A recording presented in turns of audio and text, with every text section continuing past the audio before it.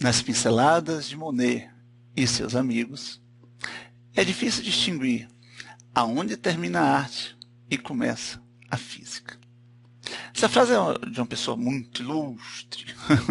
Eu, Lúcio Vega, professor de física aqui de Salvador e colega de Solange Moura, uma professora de artes, que me colocou o seguinte desafio. Lúcio, vamos fazer uma aula interdisciplinar de impressionismo? Vamos, eu não conhecia nada de artes. Aliás, se você botasse um quadro mais importante do mundo, eu ia dizer, legal. E eu me coloquei disponível a investigar, a pesquisar, a entender o que significa impressionismo. Eu acabei entendendo o que significa arte, né? E o quanto a arte carrega significados. Mas vamos lá, vamos passar por essa aula que eu quero eternizar na internet para homenagear a minha querida Solange. A arte tinha um lugar bem definido na sociedade clássica. Observe isso. É um retrato. É uma pintura. É uma pintura que tenta retratar uma pessoa. Antes do impressionismo, a pintura era a principal fonte de retratar as pessoas e as cenas. Né? Como é que você registrava alguma coisa? Né? Não tinha máquina de fotografar, não tinha vídeo. Né? Então essa mesma cena aí de uma guerra. É claro que a pessoa não viu Jesus para desenhar, né, pintar ele assim, nem alguma santa, e provavelmente ele passou uma camada de mudanças, tipo Photoshop do nosso tempo, né? Mas, quer dizer, a ideia é pegar a inspiração da pessoa, né? Mas o quanto isso é fiel realmente ao que está sendo registrado.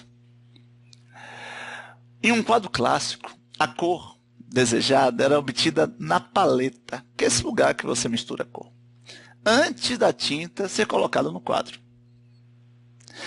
As mudanças de cor eram graduais, gradativas, entendeu? Exceto nos contornos dos objetos, anteriormente desenhados no quadro. Então, eu ia desenhar uma pessoa, eu fazia a linha da pessoa e pintava, né, a pele da pessoa até um lado da linha, do outro lado da linha vai ser a cor de quem está do lado atrás da pessoa, né? O que tiver atrás da pessoa. Observe esse quadro, né? Eu tive a oportunidade de vê-lo, eu fui perto dele. É incrível, olha esse cotovelo, olha o degradê da cor, parece uma fotografia, uma foto mesmo, mas não é, é um quadro. Esse é um quadro antes do impressionismo, viu? Para que se atinja a perfeição, né, concepção helenista, a superfície do quadro deve ser lisa. Logo, não é admissível ter excesso de tintas em algum lugar. Todo esse cuidado tem um preço. O artista leva meses para finalizar o quadro, mas fica um chuchu, uma perfeição. O que estava acontecendo no século XIX, né, que é o século que o impressionismo vai surgir? Bom, Foucault prova que a Terra está sofrendo rotação e com isso, consequentemente, prova o heliocentrismo, que a Terra está em movimento em torno do Sol. A penicilina, avanços da medicina, a tabela periódica, Darwin com a teoria da evolução, foi descoberto pela gravitação universal um outro planeta sem ter visto, foi descoberto um papel, né, sob a orientação da teoria da gravitação universal. Foi descoberta a maneira de fotografar os ossos, os raios-x, né, atravessar a pele sem ter que cortar, né, fotografar essa imagem. Foi descoberta a eletricidade animal, né, aí vem aquele texto do Frankenstein que sugere a vida vinculada à corrente elétrica, né, como se a vida, né, fosse descoberta, como é que ela funciona, né? A partir da eletricidade e tal. Os meios de transportes, né, ganham um poder grande, o trem da locomotiva. Comte, em filosofia, defende o positivismo, né, a ciência como detentora da verdade. Graham Bell descobre o telégrafo, um avanço, ou o telefone, um avanço das telecomunicações. Você ouve a pessoa à distância, volta, Alessandro volta, descobre a pilha, e aí a gente pode produzir fenômenos eletrodinâmicos, circuitos elétricos a partir dela. Thomas Alva Edison descobre a lâmpada. O que fazer com a corrente elétrica do Volta? Né? Iluminar. Tudo isso, né, é um resumo do que seria o século XIX, que a gente pode chamar de século da ciência. E uma das coisas que vai nos influenciar é o estudo da câmara escura, que avança, já foi bem antes do século XIX, mas através desse domínio da câmara escura se colocou um papel químico, com reações químicas sensíveis à luz, né? E surgiu a impressão da luz que estaria vindo através da câmara escura, que focaliza alguma coisa, ou seja, eu estou falando da fotografia. Então, no século XIX surge a fotografia, né? Com uma maneira muito mais objetiva, mais fiel, né, de retratar as pessoas e as cenas. Olha que coisa linda. Mas aí a pergunta que se fazem aí, né, a preocupação talvez dos grandes artistas é, sim, se existe uma maneira mais objetiva, mais fiel para retratar o mundo, qual o papel agora da arte? Onde fica a pintura? A escultura, né?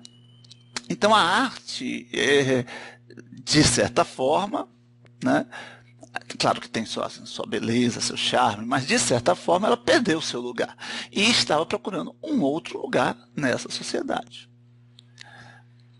Nessa época surge um movimento de intelectuais, né, de artistas, lá em Paris, que é La Belle Époque, né, que permitiu a reunião, né, e, consequentemente, troca de ideias em um momento de festa, de comemorações. Esse movimento Belle Époque foi importante porque as cabeças que estavam pensando o mundo artístico parou para pensar o que fazer com a arte, né? E acabou trazendo para a arte um teor de significado que, assim, acho que revolucionou. Não sou um artista, sou um físico, mas deu uma nova guinada ao que fazer com a arte, né? E aí tem vários quadros de escritores e pintores e filósofos conversando. Ou seja, houve um contexto para levar o iluminismo, né? E o iluminismo surge dessa fusão, né, entre ciência e arte. Essa discussão acaba gerando essa união, tá certo? Será que o artista, digamos, seria um tema motivador, né, para a gente desaguar no iluminismo? Será que o artista pode incorporar problemáticas e discussões de ciência quando for fazer arte? Essa é a pergunta. É incrível, né? Então vamos lá, vamos retratar agora uma situação de um artista renascentista, né? Digamos, um artista antes do iluminismo. Ele vai e pinta no seu ateliê, com luz artificial, né? Imaginando aquela figura, né? Bom, isso não é ciência. Ciência, eu preciso fazer medidas, eu preciso olhar o objeto verdadeiro, né? A pessoa tem que estar lá. Só que estar lá em um ambiente artificial também não é ciência, você está forjando a realidade. Então, a ideia era sair do ateliê, então, e pintar fora, né? Pintar paisagens, pintar pessoas, né? Na sua realidade. E outra coisa que ajudou nesse processo, olha quantos fatores, né? É que a pintura dava trabalho. Fazer tinta, né? Colocar pigmentos e manipulá-los quimicamente para eles não saírem, não mancharem, não sofrer putrefação, né? Era difícil. Tinha que ser um químico, sabe? Um químico técnico para mexer com os pigmentos, né? Só que essa época é a época da Revolução Industrial e o que aconteceu? Surgiram os tubos de tinta. Você pode dizer que isso é bobagem, não é bobagem. Porque se você for pintar ao ar livre, você tem que levar as tintas. E aí você não vai levar vários vidrinhos, né, para fazer química lá no meio. Não, você tem que ser prático. E os tubos de tinta permitiram isso. E aí o artista pôde sair de sua gaiola mental e alçar voos para diversas expectativas e diversos lugares. Fora do ateliê, o pintor revela todo o esplendor de como a luz solar contamina o mundo com a infinidade de cores. Ele vai lá e vai pintar a realidade, né, sob o olhar dele, é claro, mas uma realidade não forjada, entendeu? Fora do ateliê, o pintor revela todo o esplendor, né? Olha essa foto, esse quadro, lindo, né? Olha a sombra, a diferença de cor por esse sol que ilumina alguns pedaços da mulher. Agora esse é o mais lindo, né? Sinceramente. Tudo isso foi eu tirando fotografia nos museus aí do Rio de Janeiro, né? Tem na França também. Lindo, né? Ok. O artista deseja representar, já que ele está com o tema ciência e ele está registrando o que está recebendo cientificamente, a luz, né, os efeitos fenomenológicos relacionados a isso, o artista deseja representar toda a riqueza de efeitos ópticos, efeitos visuais, cor, brilho, som, intensidade luminosa, refração, reflexão. Por quê? Porque ele quer fazer o registro, como qualquer bom cientista. Olha que quadro lindo. É lindo demais, né? É verdade. Nunca iria dizer que quadro lindo, mas é lindo, né? Então, por exemplo, essa é a ponte de Monet, da casa de Monet, né? Então, veja só, ele diz assim: não pense que somos simples retratistas de fenômenos ópticos conhecidos. Não, pareceu, né? Mas não é bem assim, não. Queremos participar das discussões científicas através de nossa arte. É algo mais profundo. Ele quer que a arte revele discussões científicas, né? E, é claro, o tema apresentado aos seus olhos, e vai estimular ele, através da arte, revelar essas discussões, provocar essas discussões. Oh, que coisa doida, né? Então, por exemplo, a depender do que desejamos discutir sobre ciência através de nossa arte, essa ponte pode virar isso, normal, e isso. Olha que loucura! O que é que Monet queria provocar? Do ponto de vista de discussão científica, quando ele pintou isso, que é aquela ponte, entendeu? Aí eu acho que é Manet, não me lembro. Bom, o que podemos discutir sobre ciência através de arte? Vamos ver. O todo é a soma das partes, né? Como assim? Olha o que acontece. O artista, na hora de pintar, não está preocupado com o contorno dos objetos, como antes, né? Que chegavam a desenhar a figura. Nem como ficará a cena que todo quadro apresentará. Que todo o quadro quadro inteiro, né, apresentará. O que é que ele faz? Ele pinta pedacinho por pedacinho. O todo é a soma das partes, Descartes, né? Pedacinho a pedacinho da tela, sendo fiel ao que sua mente está percebendo dos pedacinhos da cena correspondente. Então, lá ele está vendo a árvore longe, meio verde, então ele está pintando verde aqui, depois ele percebe um pasto meio marrom, ele está pintando marrom, né? Então, percebendo os pedacinhos da cena correspondente, ele deixa que a mente do observador monte o quadro quando observar toda a tela. Então ele não está preocupado no efeito geral, ele está preocupado em ser fiel ao que ele está vendo em cada pedacinho. Quando isso aí pintar todo, é provável que, quando você olhar o quadro, você veja o que o artista está vendo, entendeu? Você monte toda a cena. Não é possível que você estava desenhando um elefante e você olha um pedacinho do elefante e depois, quando você olha, você vê um tigre. Não, você deve ver o todo, como é, e com fidelidade para as partes. Toda a soma das partes. Sendo assim, para ser fiel à minha pesquisa, eu como físico, o que é que eu fiz? Eu peguei, abri minha janela da sala, em um certo momento do dia, tirei uma fotografia, certo? Frio calculista, experimentador, e observe esse trecho, observe as cores, a luminosidade, a intensidade, observe um outro trecho. Aí, em outro momento do dia, eu tirei uma outra fotografia. E, cortando o mesmo trecho, veja que já tem outras cores, outra intensidade. Nesse aqui, também tem outra intensidade. Entende? Entende, né, que a impressão que cada momento causa no pintor, seja pela luz do sol, pelas sombras, reflexo ou vento, é o principal elemento transportado para as telas.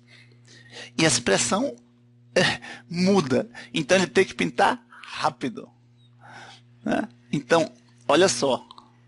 Isso foram vários quadros em momentos diferentes sob o olhar de Monet de um mesmo tema.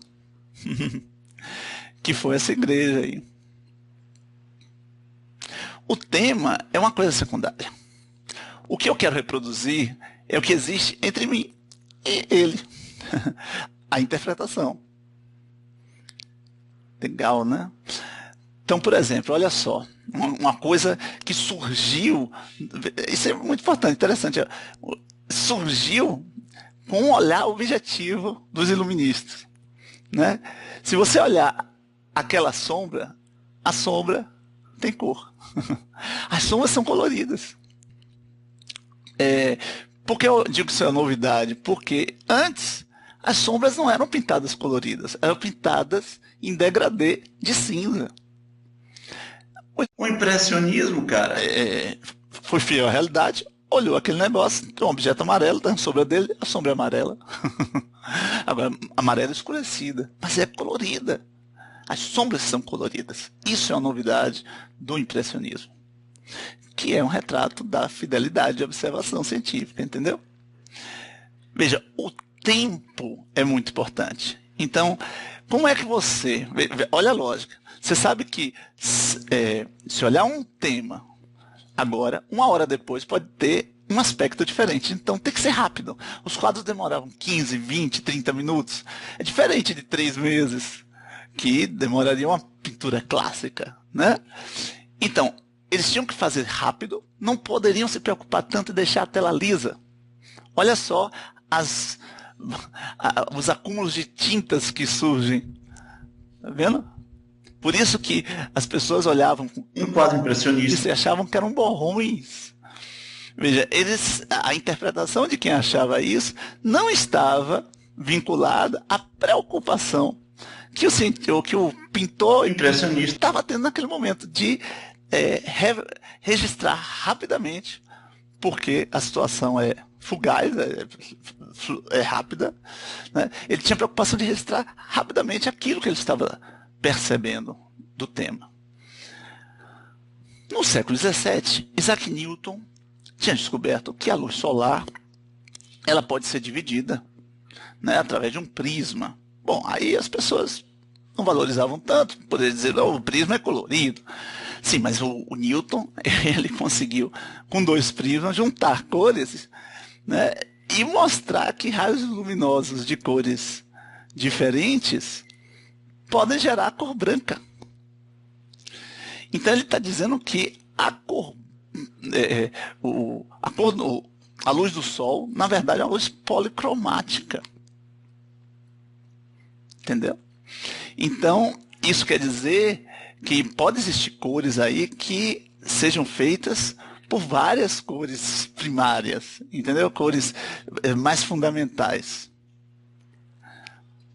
E no século XIX, uma discussão que vai ser trazida para o impressionismo, esse cara, Helmut Hoxas, alguma coisa assim, né? Ele procurou as cores que conseguiriam reproduzir todas as demais cores e encontrou as cores, as chamadas cores primárias, as luzes primárias, azul, vermelho e verde. Aí a cor vermelha, verde e azul em uma parede branca. Aí ele vai acionar o verde e o vermelho, e aí vai aparecer o amarelo lá no fundo, que é a composição dos dois, o azul e o vermelho gerando um magenta como uma cor secundária e o verde e o azul gerando o ciano como uma cor secundária. Então, ciano, magenta e amarelo são cores secundárias e azul, vermelho e verde são cores primárias. Certo? E aí tem cores terciárias e assim por diante. Né? Hoje em dia se percebe, se usa na tecnologia a questão das cores primárias e como elas podem gerar todas as outras cores, dependendo da intensidade. Por exemplo, uma tela de computador, ela tem pixels. Então, se você dá um zoom, olha só, o que existe ali? Fontes de luz azul, vermelha e verde, que são as cores primárias. Qualquer outra cor, ela é produzida por acionar essas cores, as três juntas para gerar o branco, ou uma só, ou duas delas, ou as três mais uma mais intensa que a outra, entendeu? E a mente da gente não percebe ali que o que está vindo é só luz azul, verde e vermelha. A mente, quando recebe essas cores de um lugar muito pequeno, ela faz a junção e traz a cor secundária, terciária, as demais cores, né? Para ele ver vermelho em uma região, todos os pixels ali tem que ser vermelho, entendeu? Para ficar bem claro, ó. Aqui são fontes de fótons, de luz, né? Uma fonte só verde, a mente vai interpretar verde. Uma fonte só vermelha, a mente vai interpretar vermelha. Mas verde e vermelho juntos, deixa eu botar só o vermelho para você ver. Verde e vermelho juntos, a mente não vai interpretar nem verde nem vermelho, e sim amarelo, que é a cor secundária da junção dessas duas quando elas estão 100% intensas. Quando você tem, por exemplo, a luz branca, que significa vir luz de todas as cores, vir fótons de todas as cores, se você passar um filtro amarelo, você vai deixar passar os fótons que geram a cor amarela. Aí são fótons realmente associados à cor amarela. Mas o amarelo pode ser forjado, simulado mentalmente, se você, né, bombardear o olho com verde e vermelho. Agora, se você bombardear o olho com menos verde aqui, ó, aí já vai dar uma outra cor, ou menos vermelho, né? Se eu botar um pouquinho de azul,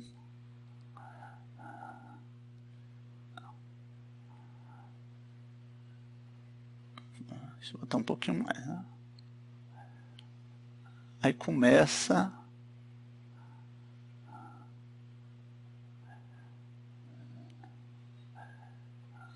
deixa eu ver.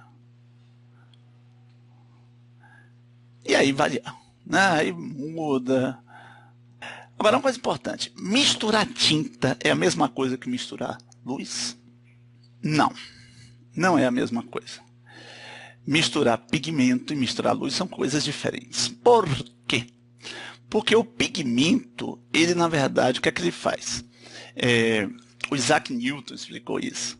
Se você jogar uma luz solar numa camisa verde, o pigmento, né, Verde, na verdade, é aquele que absorve todas as outras cores e reflete, ou seja, rejeita o verde. Você é o que você não, você rejeita, entendeu? Então, quando iluminamos um pigmento com a luz branca, ele seleciona a cor que emitirá pela subtração, né, absorção, retirada das demais cores. Então, se eu colocar, olha só, pigmento, tinta, vermelha, verde e azul. Então, se eu pegar um pigmento vermelho e verde e misturar, o que é que vai acontecer? Metade daquela substância ali, daquela tinta, vai absorver o vermelho, né? E outra metade vai refletir o vermelho, certo? A verde vai absorver, né, metade daquela tinta, daqueles pigmentos vai absorver o verde, e outra metade vai refletir o verde. Então, o que é que vai sair daquela tinta? Um verde meia boca e um vermelho meia boca. Entendeu? Eles não vão sair vermelho intenso e verde intenso. É isso aí que vai sair. Entendeu? Da mesma forma, se você juntar o verde com o azul, vai sair um pouco de azul, um pouco de verde, mas não vai sair uma cor intensa. Então, não vai dar para reproduzir todas as cores se você tivesse pigmentos na cor primária associada à luz, entendeu? Então, o azul, vermelho e verde são cores primárias para a luz. Com ele você reproduz tudo. Agora, para as tintas, o azul, verde e o vermelho não são cores primárias, porque você não consegue, com tinta, produzir tudo. E se você juntar o vermelho e o azul, dá essa cor meia boca, pouco intensa. Se você juntar tudo, fica um quase preto, né? O preto seria não refletir nada. Ali está refletindo, entendeu? O preto absorve tudo. E aí o que os homens fizeram, né? Até hoje? Como é que eu consigo com a tinta reproduzir todas as outras cores? Em vez de usar como base as cores primárias, eles usam as cores secundárias para a luz, ou seja, as cores primárias para a tinta são as secundárias para a luz. Aí você diz, por que, Lúcio? Porque uma tinta amarela intensa, de verdade 100% amarela, é uma tinta que reflete 100% verde e 100% vermelho. Uma tinta magenta, ela reflete 100% azul e 100% vermelho. Quando você mistura essas duas tintas, o que vai acontecer? Metade da tinta, né, vai refletir o vermelho 100%, a outra metade vai refletir também o vermelho 100%. Mas também vai refletir o azul, né, e o verde.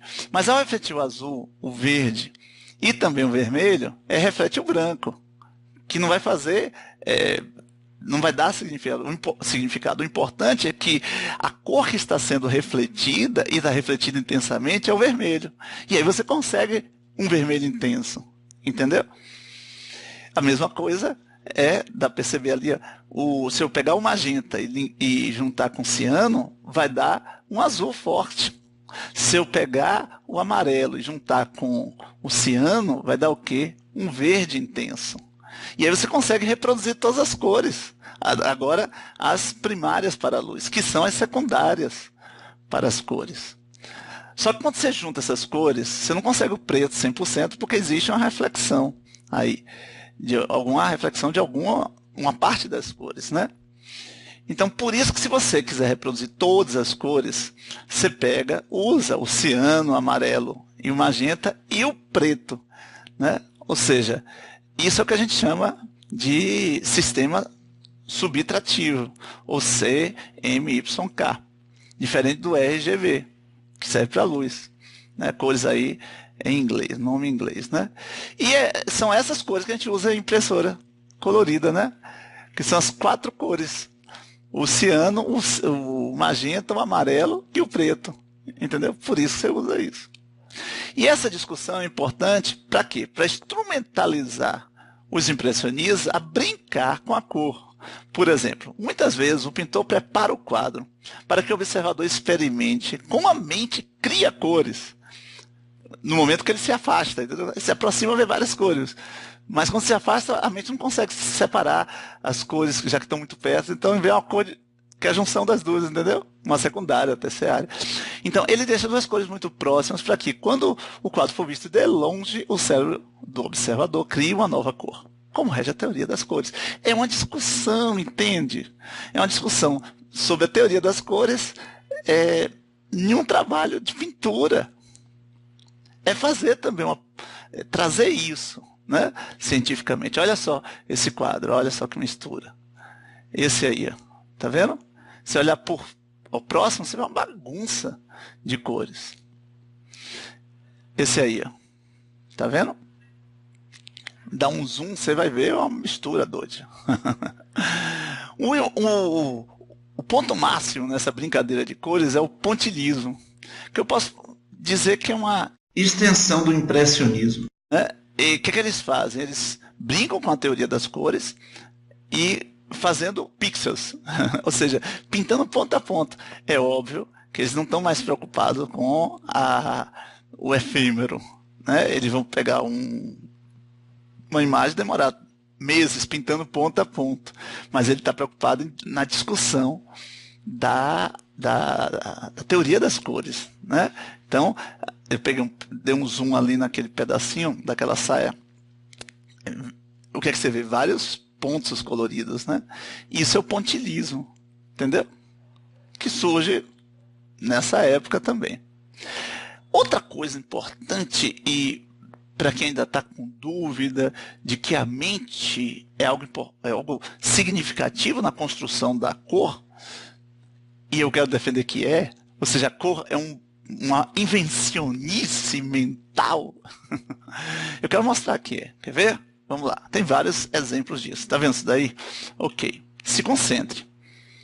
Olha só. Esse vermelho é igual sempre. Só que agora parece que de um lado que ele não é vermelho, é um laranja e o outro vermelho.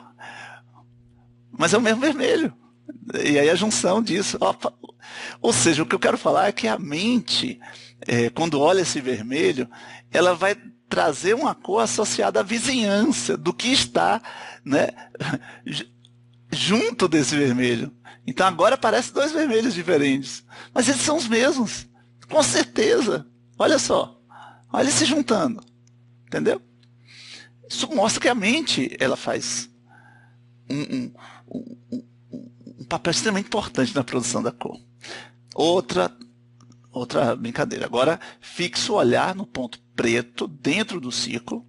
Do próximo slide, tente não piscar e nem falar, até que ocorra a mudança de slide. Vamos brincar? Vamos lá, vai. Fixe no ponto preto. Fixe. Concentre-se, fixe. Fixe.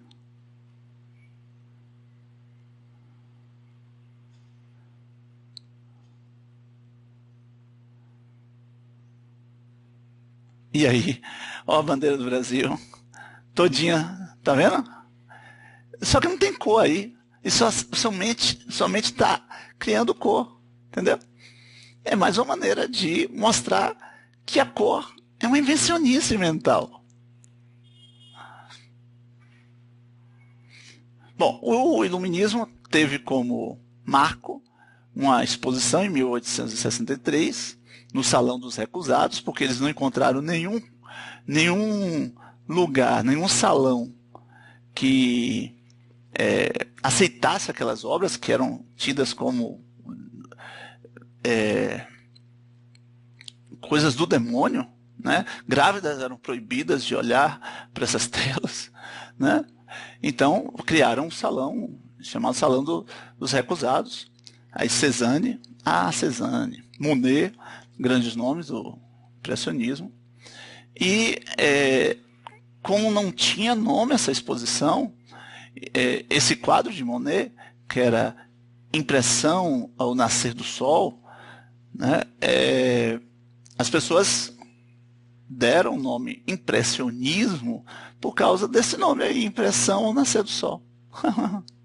E aí surgiu o nome impressionismo, mas não tinham criado esse nome, entendeu? Na época. E aí colou até agora. Está aqui Monet. O fato é que, depois do impressionismo, vários outros movimentos surgiram na Europa, abraçando várias concepções, vários significados que antes a pintura, a escultura não tinham, entendeu? É como se abrisse um portal para inserir na arte outras discussões ou menos diretas, entendeu? Em relação à arte, né? Mais filosóficas, talvez, mais políticas também, mais sociais. E aí a arte não teve mais amarras. Saiu da gaiola completamente e a gente chama isso de arte moderna. E assim terminamos a nossa aula. Espero que você tenha apreciado alguma coisa, tá bom? Então, até a próxima.